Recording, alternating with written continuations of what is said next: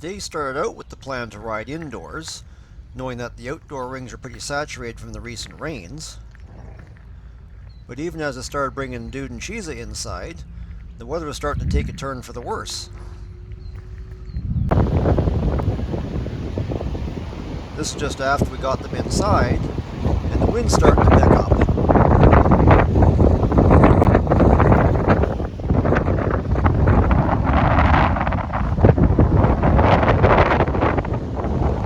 All the water in the rings are from previous rain. Today's rain is just starting to move in now.